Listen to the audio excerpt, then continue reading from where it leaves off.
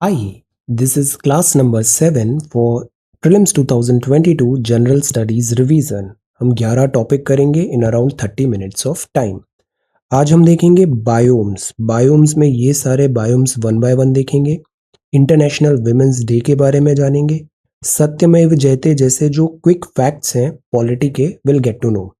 Government of India act 1858 पे आ गए हैं हम। ब्रिटिशर्स इंडिया में क्यों सक्सेस हुए और किस तरीके से उन्होंने बंगाल, मराठा, डेक्कन इन सब में विक्ट्री लिया, विल गेट टू नो। आज हम बात करेंगे मैनग्रूव्स का। ये क्विक ग्लॉसरी है एनसीईआरटी क्लास 11th। एमएसपी आज बहुत अच्छे से समझते हैं अपन। स्वच्छ भारत मिशन जानते हैं। ये many celebration festivals of India है और पंडित दीनदयाल उपाध्याय जी के बारे में आज समझेंगे। सो ये सारे टॉपिक्स हम देखते हैं 30 मिनट्स ऑफ टाइम पे। लास्ट क्लास में जैसे हमने पढ़ा था, ये इक्वेटर है। ये जो ऊपर की तरफ जा रहे हैं नॉर्थ और साउथ, तो ये होता है लैटिट्यूडिनल वेरिएशन।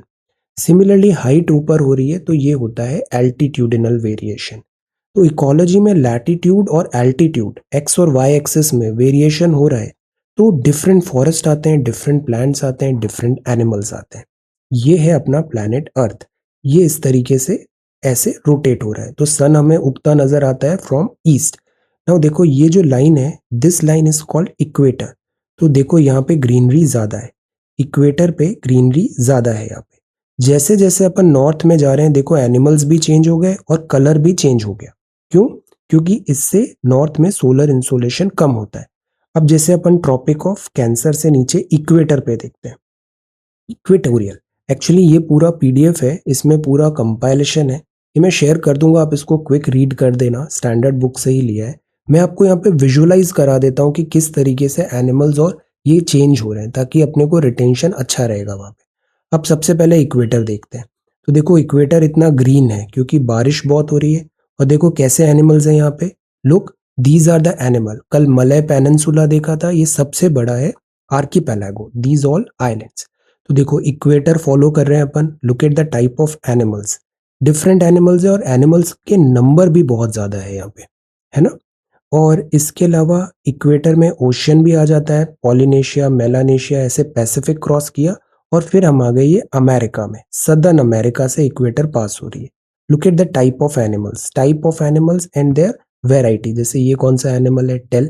ये क्या चीता है क्या? No. So tell which animal is this. So the point is, इस तरीके से अपन अफ्रीका में भी आते हैं। यह नेशनल पार्क है, सी जिराफ है। अब ये एनिमल अलग है, दिस इज नॉट जो साउथ अमेरिका में देखा था। डिफरेंस क्या है, टेल। देखो ये एनिमल्स बहुत डिफरेंट है। सी यहाँ पे लायन भी आ गया, दिस इज लायन। तो ये जितने भी एनिमल्स है ना, ये कहाँ के मिल रहे हैं अपन को, इक्वेटर के मिल रहे हैं। थोड़ा और ऊपर चलते हैं तो ये ट्रॉपिक ऑफ कैंसर आ गया, ये इंडिया आ गया। इंडिया में ये animal Tropic of Cancer follow कर रहे हैं। तो look at the animals, they are different, their numbers are different. So ये जो पूरा खेल है ना, डाइवर्सिटी, ये पूरा खेल है सोलर इंसोलेशन का। कितना सनलाइट वहां पे आ रही है उसके अकॉर्डिंग डाइवर्सिटी होता है। जैसे जैसे अपन नॉर्थ की तरफ बढ़ेंगे लैटिट्यूडिनल, आप देखो नंबर ऑफ स्पीशीज कम हो गए, स्पीशीज का टाइप भी चेंज हो गया। जैसे नॉर्थ पोल में जा रहे हैं तो ये क्या है, पोलर बियर है, this is polar bear. Okay, so these are seals. तो ये है नॉर्थ अमेरिका। नॉर्थ अमेरिका में भी this is grizzly bear. So ये सारी स्पीशीज हमें कहाँ मिल रही है, towards north. Similar is the case अगर अपन साउथ की तरफ पढ़ेंगे, इक्वेटर से नीचे जाते हैं, ट्रॉपिक ऑफ कैप्रिकॉर्न आया। ये कौन सा है, ये है मेडागास्कर। एक मूवी देखी थी ना, मेडागास्कर, पेंगुइन्स ऑफ मेडागास्कर, वो यहाँ पर है। फिर और साउथ में जाते हैं तो देखो वेल्स मिलने लग गई और यहाँ पर मिलते हैं super awesome penguins, penguins of Madagascar. तो ये जो स्पीशीज है ये अंटार्कटिका में है, साउथ में है, बट पैटर्न सेम है। स्नो यहाँ पर भी बहुत ज्यादा है और स्नो नॉर्थ में भी बहुत ज्यादा है। तो सी जो हमारा प्लैनेट अर्थ है, दिस इज सो ब्यूटीफुल। एक बीबीसी की सीरीज भी है planet earth, David Attenborough sir का है। जब टाइम मिले उसको जरूर देखना, इट्स वर्थ इट। तो these are called animals, these are called animals. Animals के बाद आता है, मतलब फौना के बाद आता है फ्लोरा। फ्लोरा मतलब होता है ट्रीज। अब लुक एट दीज ट्रीज। ये जैसे इंडिया है, इसको भी अपन इक्वेटर से स्टार्ट करते हैं। ये प्लैनेट हो गया, इंडियन ओशन हो गया और यहाँ कहीं इक्वेटर है ना। अब इक्वेटर में जैसे इंडोनेशिया देखो, look at the density, look at the layers, कितनी हायरार्की बनी हुई है यहाँ पे। स्ट्रैटिफिकेशन हो रखा है ट्रीज का, ये सारा इक्वेटर है। तो सी डेंसिटी कितनी ज्यादा है, बायोडाइवर्सिटी भी है, different different types of plants दिख रहे हैं। जैसे बीचेस आइलैंड्स में ये ट्री दिखता है, कोकोनट, पाम। पाम ऑयल हम वैसे भी कहाँ से इंपोर्ट कराते हैं, फ्रॉम इंडोनेशिया। तो see this is equator. Equator में ही ये आता है अमेजोनियन रेन फॉरेस्ट, ये बहुत बायोडाइवर्स है। नाउ सी देखो अमेजन बह रहा है यहाँ पे, और ये जो है डाइवर्सिटी, वैरायटी ऑफ प्लांट्स कितनी ज्यादा है। तो ये हो गया। इधर साउथ अफ्रीका में तीनों चीज मिल जाती है। ये इक्वेटर है, इक्वेटर में डेंसिटी देखो। ऊपर बढ़ते हैं तो ये सहारा डेजर्ट हो गया। नाउ सी प्लांट्स का डेंसिटी कम हो गया, प्लांट्स का टाइप भी चेंज हो गया। अब देखो ये प्लांट्स डिफरेंट हो गए, ये ऐसे कैक्टस टाइप के हो गए, यहाँ पे ब्रॉड लीफ नहीं है। और ऊपर बढ़ते हैं तो ये रेगिस्तान में इस टाइप से दिखने लग गए। Look at here. So the point is कि जो वेजिटेशन है वो भी चेंज हो रहा है। अगेन जो स्टोरी है वो ये है कि इंसोलेशन चेंज हो रहा है, सोलर इंसोलेशन चेंज हो रहा है। इक्वेटर के और ऊपर बढ़ते हैं और जब अपन नॉर्थ में पहुंचते हैं तो देखो यहाँ तो काई लाइकेन टाइप है, यहाँ पे कोई ट्रीज ही नहीं है ना। यहाँ पे बिल्कुल ट्रीज नहीं है, बहुत कम है, वाइट लेयर बना हुआ है यहाँ पे। और जो कुछ ट्रीज हैं जो टेम्परेट में है तो they are like conical conical, ताकि बर्फ गिरे तो ये सब नीचे इन पे टिके नहीं, नीचे गिर जाए। सो इस टाइप के ट्रीज हो गए। अब अगर अपन इंडिया में आते हैं तो यहाँ डेसिडुअस है। डेसिडुअस का मतलब होता है विंटर्स में ये समर्स में अपने पत्ती छोड़ देंगे, जो लीव्स हैं वो ड्रॉप कर देंगे बिकॉज वाटर का शॉर्टेज होगा। तो ये अपना इंडिया है। इंडिया में भी देखो वेस्टर्न घाट में ट्रीज का वैरायटी डिफरेंट है, look at it carefully. Western Ghat में डिफरेंट है। सेंट्रल इंडिया में देखो वैरायटी चेंज होने लग गया। थार डेजर्ट आए, वैरायटी बदल गया। नॉर्थ में हिमालय जा रहे हैं, वैरायटी बदल गया। एक बार सवाल आया था हार्डवुड जो मिल रहा है सैंडल किस एरिया में मिल रहा है, ऐसा कुछ सवाल था, तो वो साउथ में मिल रहा था अपने को। नॉर्थ ईस्ट में जाते हैं तो look at the variety, this is so beautiful. So the point is ये है फ्लोरा एंड फोना, वेजिटेशन इस तरीके से चेंज होता है। ये कहलाते हैं biomes. Okay, tropical, temperate, desert, tundra, taiga, grassland, savanna, fresh water, marine and ice. अब आप क्या करना, इसको जल्दी से पढ़ लेना पूरा। मैं वन बाय वन पढ़ूंगा, बहुत टाइम लग जाएगा। इसको आप पढ़ लेना, मैं पीडीएफ शेयर कर रहा हूँ, और ये चीज अब हमेशा हमको सेटल हो जाएगी। Flora and fauna, flora and fauna. Alright, अब हम आते हैं, कल था 8 मार्च, इंटरनेशनल विमेंस डे। 8 मार्च को होता है ये इंटरनेशनल विमेंस डे। हम हाईलाइट करते हैं कितना स्ट्रगल किया है, कितना अचीवमेंट किया है, और इन टोटल हम सोसाइटी को सेंसिटाइज करते हैं कि जेंडर इक्वालिटी होना जरूरी है। थीम क्या है, gender equality today for a sustainable tomorrow. Tomorrow sustainable रखने के लिए आज इक्वालिटी होना जरूरी है। विमेन अचीवमेंट सेलिब्रेट करते हैं, अवेयरनेस करते हैं about women's equality, gender parity की बात करते हैं, फंड भी रेज होता है सर्टेन चैरिटीज वेलफेयर के लिए। तो ये होता है विमेंस डे। इसका हिस्ट्री देखें तो ये जो इसका हिस्ट्री है वो 1911 20th सेंचुरी मार्क्सिस्ट जर्मनी में इसके ओरिजिन है। बट अब ऐसा है कि ये पूरे all over world globally celebrate किया जाता है, रिकॉग्नाइज किया जाता है। International women's day, gender equality today for a sustainable tomorrow is the theme, these are the objectives. Okay, अब देखो कुछ फैक्ट्स हैं। Game changer of new India, 1020 females पर 1000 मेल्स। अभी जैसे NFHS 5 का भी जो आया था उसमें फेवरेबल हो रहा है sex ratio. 511 startups, women with at least 1 female director. Awesome. अगर एम्पावरमेंट करना है तो फाइनेंशियल एम्पावरमेंट होना जरूरी है। कमर्शियल पायलट्स हैं, वोटेड। देखो ये कितनी इंपॉर्टेंट चीज है, विमेन ज्यादा वोट कर रही हैं, अपनी वोटर फ्रेंचाइजी का यूटिलाइज कर रही हैं, जिम्मेदारी से काम कर रही हैं, this is good. More women minister, important assignment. तो दिस टेल्स कि दिस इज द वे, यहाँ पे एम्पावरमेंट में चेंजेस आ रहे हैं। अब ये कुछ स्कीम्स हैं, इनके डिटेल्स हमें पता होने चाहिए। आप इन सब के बारे में 2 या 3 लाइन बताना। सरकार ने इसको हाईलाइट किया, इनके आने के चांसेस ज्यादा है। मिशन पोषण 2.0 क्या है, 2 या 3 लाइन में इंपॉर्टेंट कीवर्ड्स बताइएगा लेटर ऑन। शक्ति क्या है, वात्सल्य क्या है, 50% year on year budget allocation. इसीलिए मैं बोलता हूँ बजट स्पीच सबसे ज्यादा अच्छे से पढ़ना चाहिए। अब गवर्नमेंट एग्जाम की तैयारी करो, गवर्नमेंट क्या सोच रही है। अब कंपनी में इंटरव्यू देने जाते हो तो कंपनी को रीड करते हो ना अच्छे से, उसकी पॉलिसीज क्या है, किधर फोकस है, क्या ग्रोथ एरिया है, क्या वैल्यू सिस्टम है। गवर्नमेंट एग्जाम को भी कंपनी समझ के इसके बारे में समझिए कि कहाँ खर्चा हो रहा है, किस जगह अपन अपग्रेड्स ले रहे हैं, like that. 2 lakh anganwadi upgrade होगा सक्षम आंगनवाड़ी में। ये कीवर्ड याद रखिए, 2-3 लाइन बताइए। मिशन शक्ति बताइए, वात्सल्य बताइए, शक्ति एंड पोषण 2 ये बहुत हाई यील्डिंग है, सवाल बनेगा इससे। Women prosperous nation. ओके, अब जो नेक्स्ट है वो है सत्यमेव जयते। सत्यमेव जयते पॉलिटी के क्विक फैक्ट्स देख रहे हैं अपन। वर्ड्स सत्यमेव जयते देवनागरी स्क्रिप्ट में है। ये एबैकस में लिखा है, जो अपन सारनाथ पिलर स्टैंडिंग लाइन जो देखते हैं, तो एबैकस जो नीचे है वहां पे लिखा हुआ है सत्यमेव जयते। ये हमारा स्टेट एम्बल में भी है। ये मुंडका उपनिषद से लिया है। जो फर्स्ट ड्राफ्ट था कॉन्स्टिट्यूशन का वो कंसिडर किया था, बनाया था and improve BN Rao. First draft gave first draft of the constitution to drafting committee to consider and improve BN Rao. ये कॉन्स्टिट्यूशनल एडवाइजर भी रहे हैं। आर्टिकल 19(1)(f) 31 में डिलीट हो गया था आर्टिकल 19(1)(f) और 31। 19(1)(f) कौन सा आर्टिकल है आप बताओ? 19(1)(f) ये दोनों डिलीट हुआ और अब बन गए आर्टिकल 300A। ये 44th CAA के थ्रू हुआ था। किस इवेंट में गांधी जी ने लॉन्च किया पहली बार civil disobedience movement? Answer is Rowlatt Act 1990 जब आया था, तो इसके बाद फिर Gandhi ji civil disobedience movement start करेंगे। Vijay Lakshmi Pandit ji first women president UN general assembly की थी। विजय लक्ष्मी पंडित जी। एक सिंपल मेजॉरिटी से पार्लियामेंट में एक्ट पास हो जाता है तो उसके थ्रू अपन नया राज्य बना सकते हैं। तो नया राज्य बनाना है तो simple majority in the parliament से आप अमेंडमेंट एक्ट पास करा सकते हो। इंपॉर्टेंट ह्यूमन राइट्स हैं आर्टिकल 21 में। वो क्या है? आर्टिकल 21 सबसे इंपॉर्टेंट फंडामेंटल राइट है, बिकॉज ये है right to life and liberty. KM Munshi साहब ने वर्ड प्रियम्बल को बोला था political horoscope of India. Preamble बहुत इंपॉर्टेंट है, इसका एक एक वर्ड बहुत अच्छे से समझ आना चाहिए। प्रियम्बल, तो प्रियम्बल को पॉलिटिकल हॉरोस्कोप बोला था KM मुंशी साहब ने। इंडियन कॉन्स्टिट्यूशन में इकोनॉमिक जस्टिस है। इकोनॉमिक जस्टिस एज सच कहाँ मेंशन है? प्रियम्बल में भी है और DPSP में भी है, article 39B and article 39C।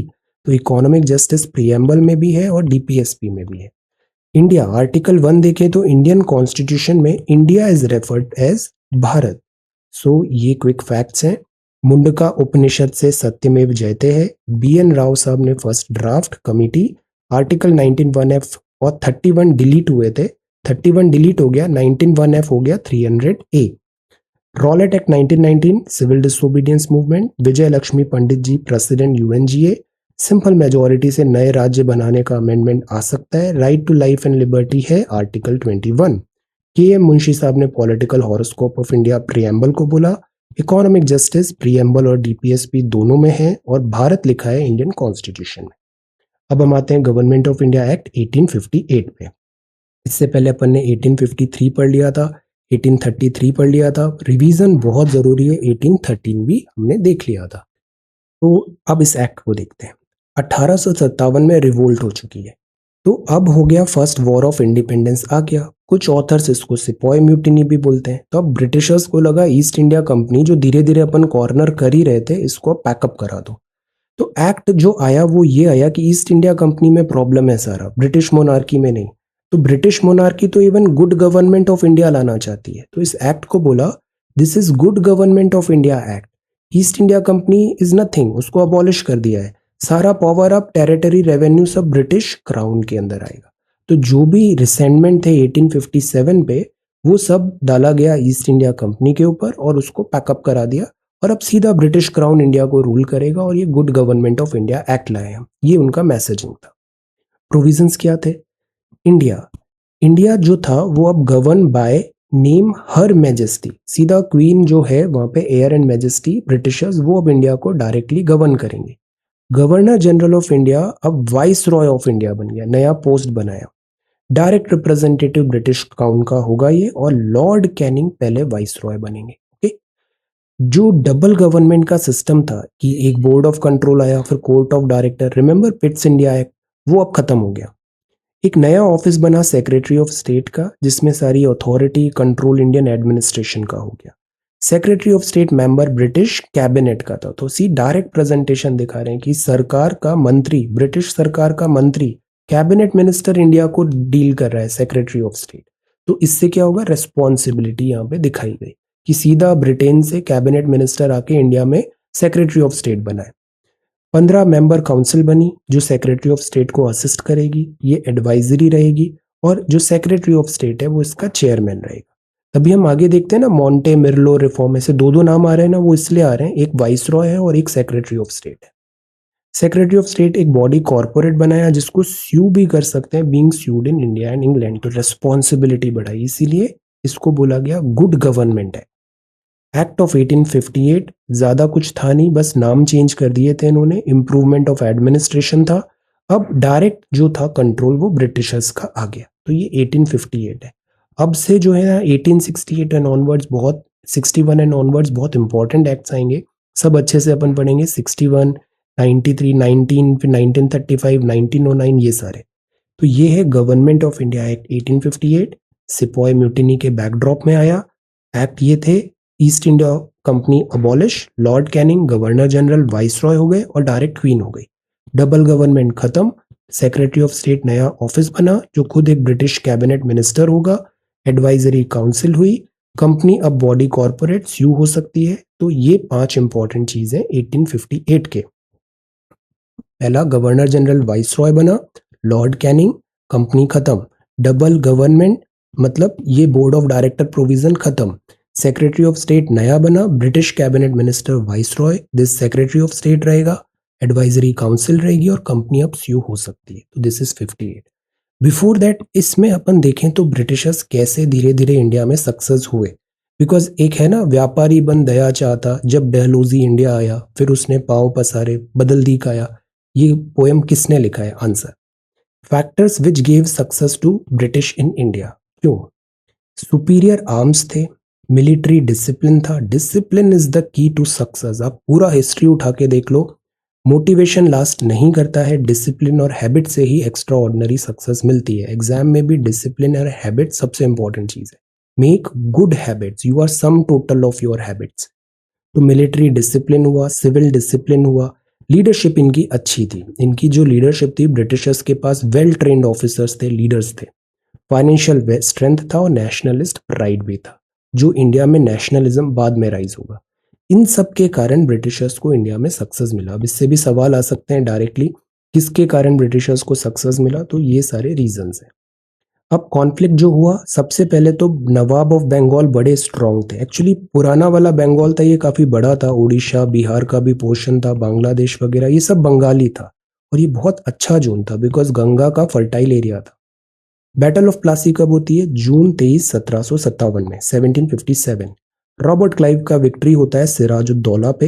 Lead the territorial foundation of British rule in India. बाद में आप कमेंट सेक्शन में बताना ये बैटल ऑफ प्लासी को फार्स क्यों बोलते हैं? Farce, this is a farce, दिखावा था ये। बैटल ऑफ बक्सर हुआ, Clive's victory over the combined army of Nawab of Bengal, Nawab of Awadh and Mughal emperor, Buxar में। अब मतलब ये तो जीत गए थे, पर 64 में जो जीते ना बैटल ऑफ बक्सर, तो अब स्टैंप लग गया कि मतलब इंडियंस में ताकत नहीं है ब्रिटिशर्स से लड़ने की। सारे 3 जो बड़े बिग शॉट्स थे सब पिट गए, बंगाल, अवध और मुगल एम्परर। तो battle of Buxar final British power का रास्ता क्लियर कर दिया। प्लासी, बैटल, बक्सर। फिर treaty of Allahabad, Allahabad backdrop में होता है। ब्रिटिशर्स को दीवानी राइट मिल जाते हैं बंगाल, बिहार, उड़ीसा के। ट्रीटी नवाब ऑफ अवध से होता है। शाह आलम टू उस टाइम पे मुगल एम्परर, ट्रीटी होता है। और फिर डुअल गवर्नमेंट का टाइम स्टार्ट होता है, जो एक बहुत बड़ा फ्लॉप शो होगा।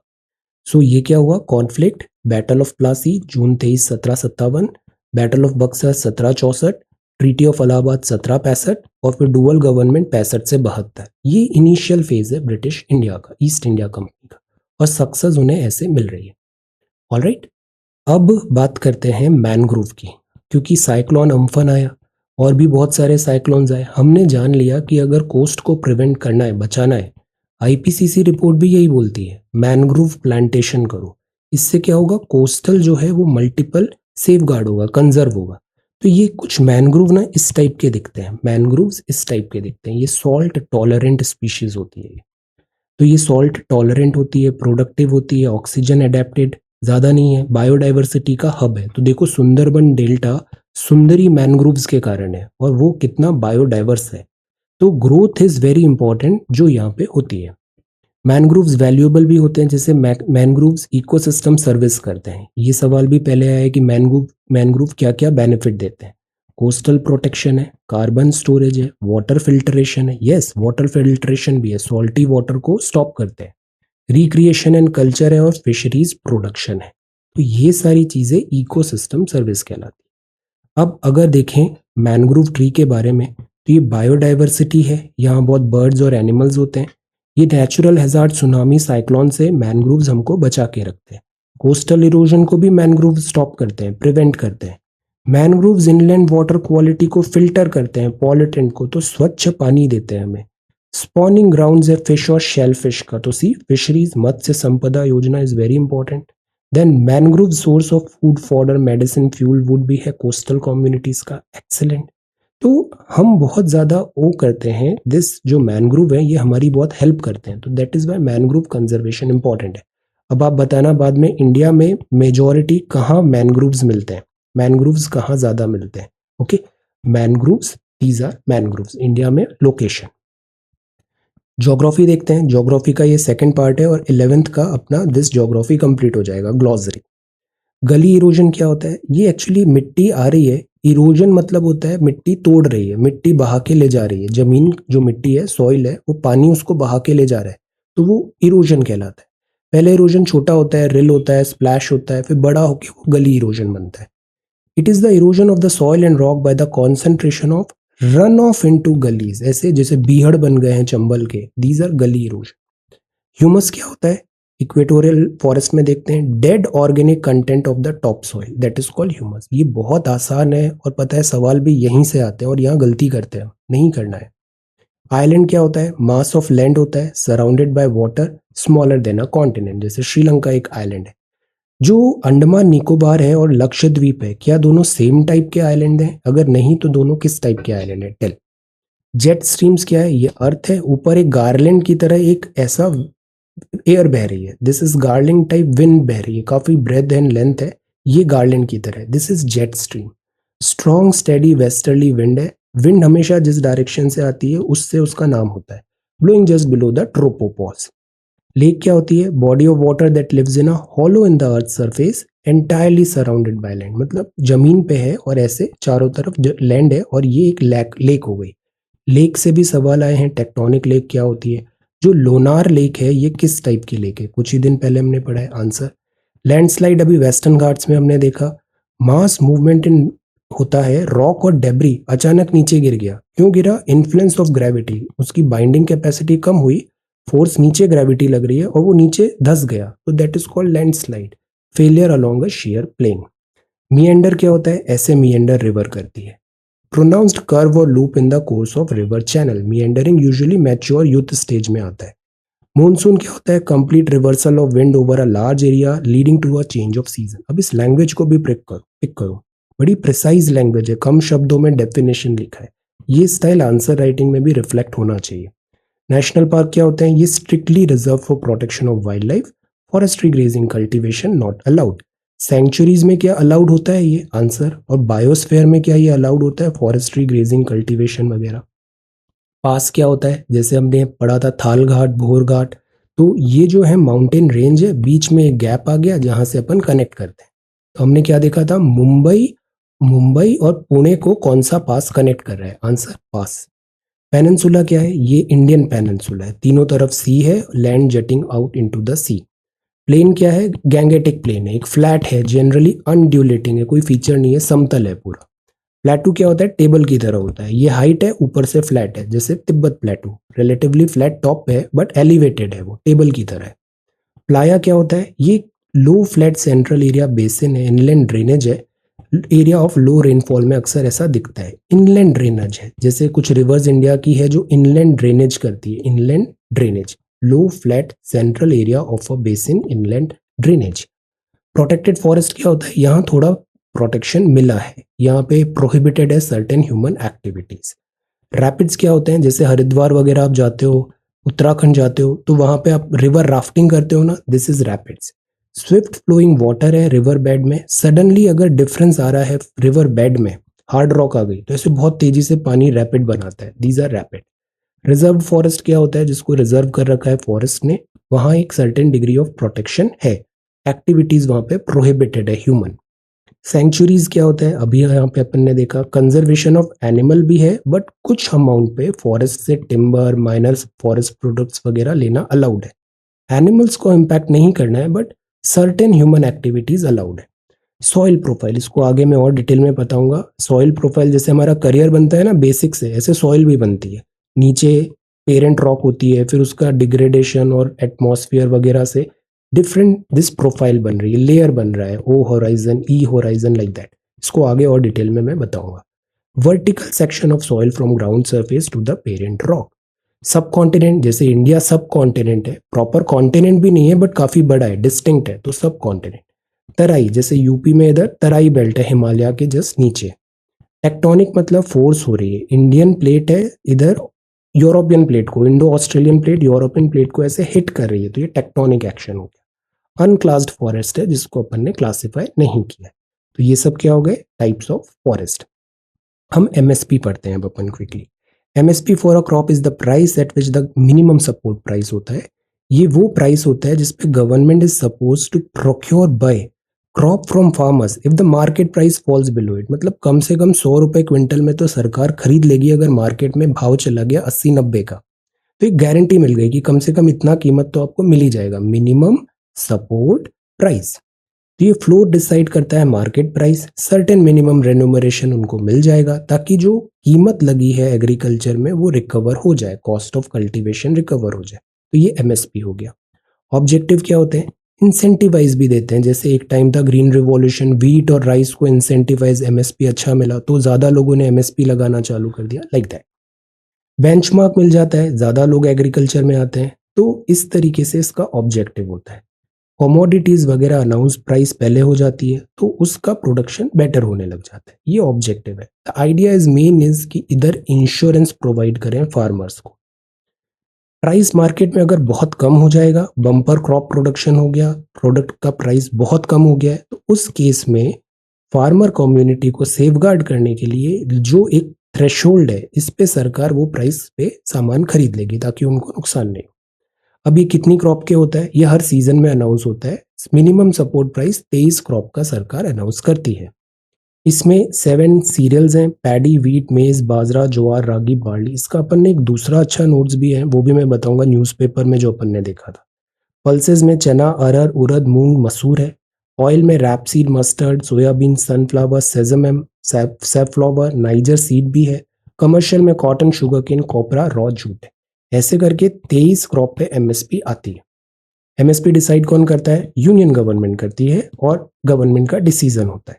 लार्जली जो बेस्ड होता है वो रिकमेंडेशन होती है सीएसीपी की, CACP, commission for agriculture cost and price. तो सीएसीपी पूरा स्टडी करता है, रिकमेंडेशन देता है, और फिर जो गवर्नमेंट है, यूनियन गवर्नमेंट, उसको इकोनॉमिक अफेयर कमेटी वगैरह उसको अप्रूवल दे देती है। बट रिकमेंडेशन यहाँ से आती है, सीएसीपी से आती है। अब रिकमेंडिंग में क्या क्या फैक्टर लिया जाता है, डिमांड एंड सप्लाई, कॉस्ट कितना है प्रोडक्शन का, कीमत तो नहीं बढ़ गई, इनपुट वैल्यू, प्राइस ट्रेंड क्या है, पैरिटी लाना है या नहीं लाना है, एग्रीकल्चर नॉन एग्रीकल्चरल में ट्रेड को कैसे देखना है।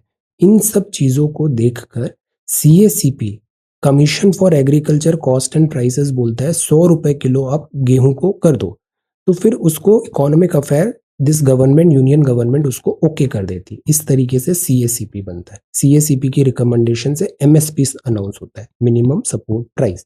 ये बहुत इंपॉर्टेंट टॉपिक है, इसको अपन और देखने वाले हैं क्विजेज में भी, ये बस एक प्राइमर था इसका।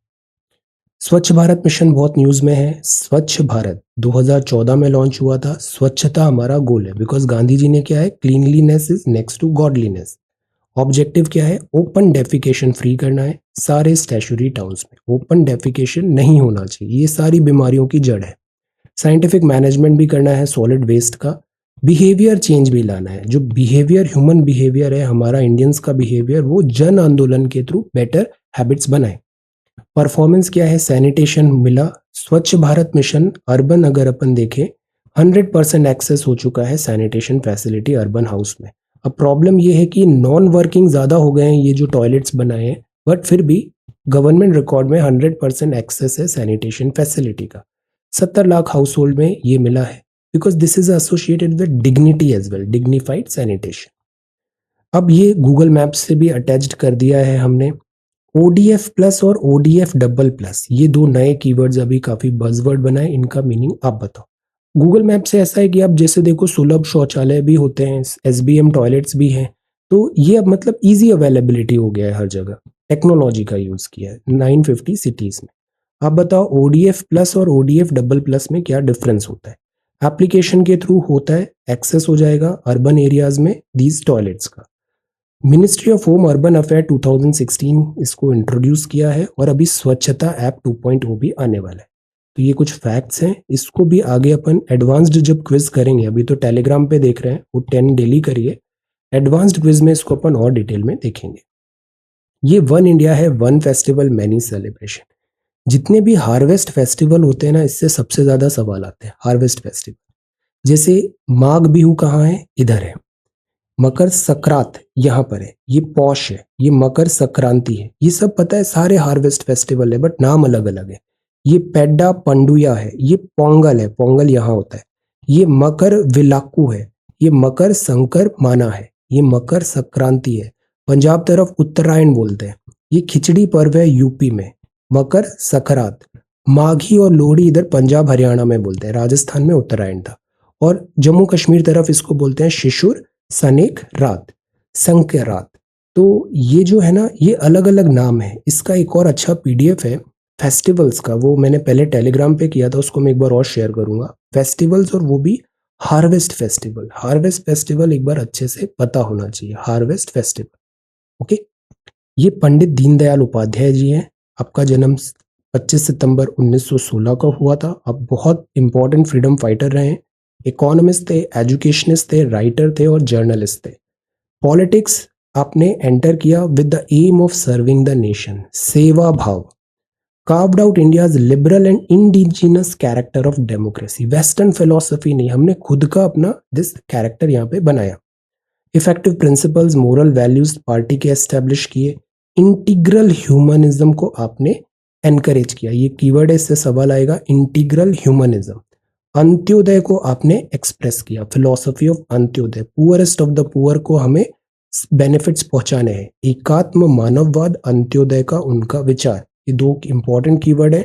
ये दोनों कीवर्ड पंडित दीनदयाल उपाध्याय जी से रिलेटेड है, ये पता होने चाहिए, एकात्म मानववाद और अंत्योदय। ओके, तो आज हमने पढ़ा Pandit Deendayal Upadhyaya ji, many celebration, Swachh Bharat mission, this is MSP, glossary, geography, mangroves और ब्रिटिशर्स, देन क्विक फैक्ट्स, 1958 का act polity, this is women's day, और ये हमने flora and fauna biomes. So thank you so much for watching this video, take care, study well and be safe.